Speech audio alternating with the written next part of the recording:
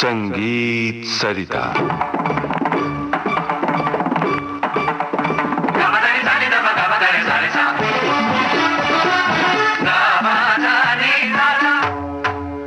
भारतीय ताल वाद्य और फिल्म संगीत। आप सुन रहे हैं ये श्रृंखला। जाने माने तबला वादक बालकृष्ण अय्यर से बातचीत की है निम्मी मिश्रा ने। आज प्रस्तुत है इस श्रृंखला की 8वीं कड़ी। नमस्कार। भारतीय ताल वाद्य और फिल्म संगीत, इस श्रृंखला में मैं उपस्थित हूँ तबला वादक और संगीतकार बालकृष्ण अय्यर के साथ। बालकृष्ण जी नमस्कार। नमस्कार। पिछले कई दिनों से हम चर्चा कर रहे हैं तबले के बारे में जी, इसके गठन के बारे में, घरानों के बारे में, विकास के बारे में, उत्पत्ति के बारे में और बहुत सी बातें अभी जाननी बाकी हैं जी। तो मैं आज आपसे ये जानना चाहती हूँ कि तबले के बोल कितनी तरह के होते हैं, वो हमारे सुनने वालों को बताइए। जी, तबले के बोल जिसको हम वर्ण कहते हैं और कुल मिला के 7 होते हैं। 7? जी। तो जिसमें से 3 जो हैं वो बाएं के हैं और बाकी 4 जो हैं वो दाएं के हैं। तबले के ऊपर जो बजने वाले वर्ण हैं वो पहले आपको बजा के सुनाता हूँ। पहले है ता, उसके बाद ना, ट, र। अच्छा। ये 4 वर्ण हैं। और बाएं के ऊपर जो है क, की, घे या ग।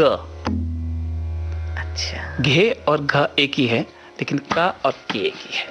ये बाएं के वर्ण हैं और इन दोनों को मिला करके कुछ वर्ण बनते हैं। जैसे यहां मैं ना बजाऊं और यहां मैं गे बजाऊं तो धा बनता है, देखिए। और जब मैं यहां तिन बजाऊं और यहां गे बजाऊं तो धिन बनता है। और जब यहां मैं धित बजाऊं और यहां पे अगर बाएं के ऊपर गे बजाऊं तो धी बनता है। इस तरह से और सारे वर्ण बनते हैं। अब इसके अलावा तिरकिट, धिरकिट, इस तरह के कॉम्बिनेशन के दोनों को मिला आगे दोनों को मिला करके बनते हैं। कैसे तिरकिट और धिरकिट? जैसे तिरकिट। अच्छा, देखा आपने? ये बीच में बजा ती, ये र बजा, एक के और ये ट बजा है, जो मैंने आपको चारों बताए थे, है ना? जी हाँ। धीरे धीरे किट तक। अब ये हथेली से बजा है। हाँ। जैसे आपको मैंने धी बोला था, दोनों को बजाने से धी और एक को बजाने से ती बनता है। बहुत अच्छे। चलिए, बिल्कुल विस्तृत जानकारी हमें मिल रही।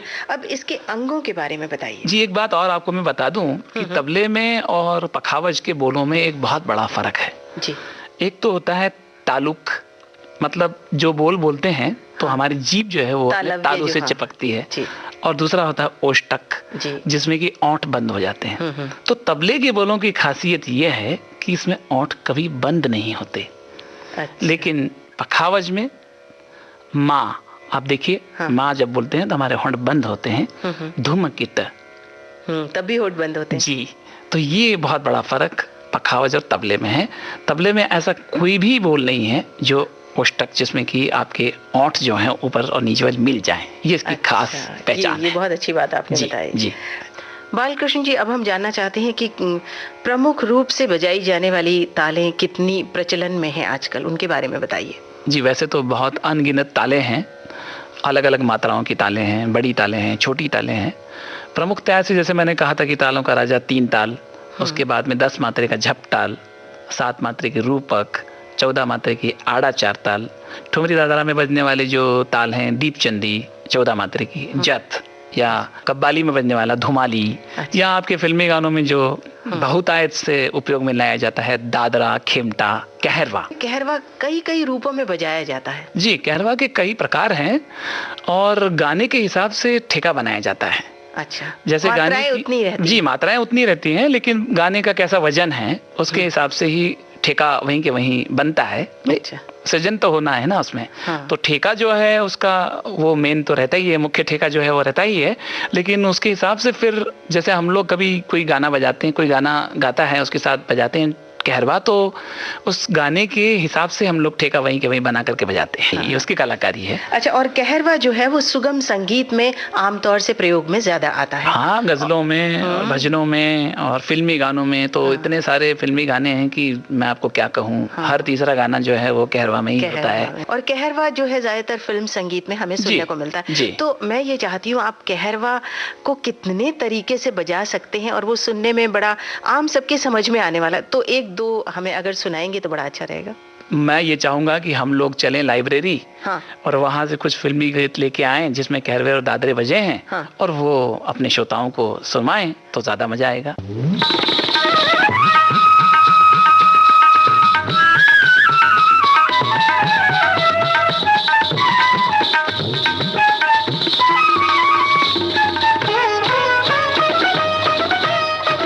मेरी सूरत तेरी आंखें फिल्म का ये गाना, क्या बात है, बहुत खूबसूरत। कुहू के कोयलिया कहीं दूर पपिया पुकारे, झूला झूले सखियां के घर आजा बालम हमारे। घिर आए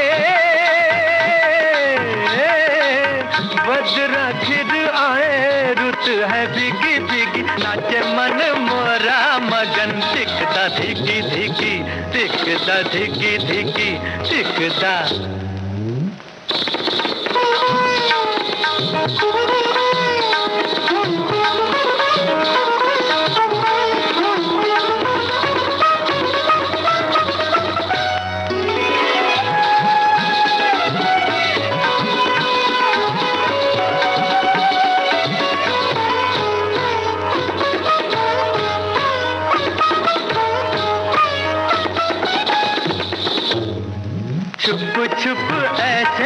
छुप ऐसे में कोई मधुर गीत गाए, गीतों के बहाने छुपी बात होठों पे आए। घिर आए बजरा घिर आए, रुत है बिगी बिगी, नाचे मन मोरा मगन, टिकदा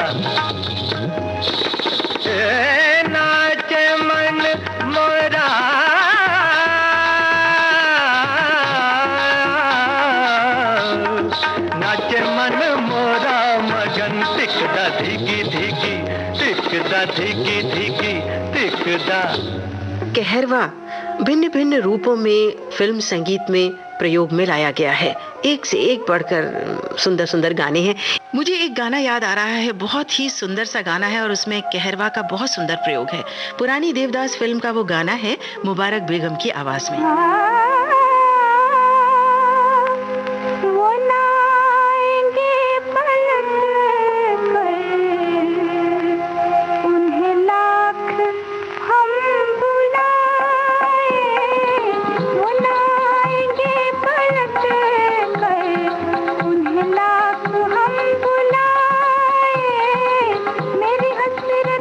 से कहे दो कि ये ख्वाब भूल जा।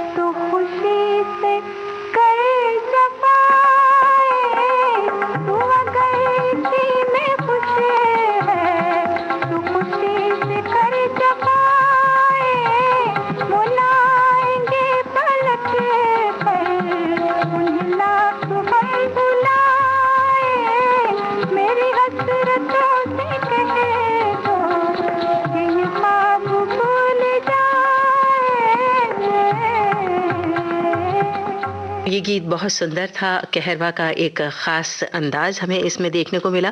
वैसे भी फ़िल्मी गीतों में कहरवा का बहुत सुंदर प्रयोग हुआ है। और आज हमने बोलों की चर्चा की कि तबले के बोल कैसे होते हैं। और अब हमारे प्रोग्राम का वक्त तो सीमित है, वक्त बस अब ख़त्म होने ही वाला है। कल हम तबले के अंग की चर्चा करेंगे। अब तक हमने पखावज, मृदंगम जी हाँ, बिल्कुल और तबले के बारे में चर्चा की, तबले के घरानों के बारे में चर्चा की और उसकी उत्पत्ति के बारे में बातचीत की जी। और आपको कई गीत भी सुनवाए जिसमें तबले का सुंदर प्रयोग हुआ।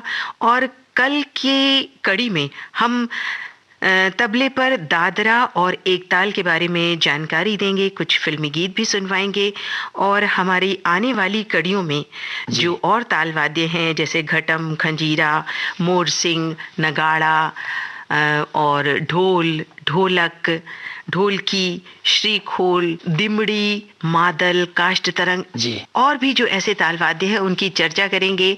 उनके जो गीत हैं जिसमें उनका सुंदर प्रयोग हुआ है वो भी आपको सुनवाएंगे। और हम उम्मीद करते हैं कि आपको ये श्रृंखला अच्छी लग रही होगी, आपको आनंद आ रहा होगा। तो आज बस इतना ही। कल की कड़ी में आपसे फिर मुलाकात होती है। नमस्कार।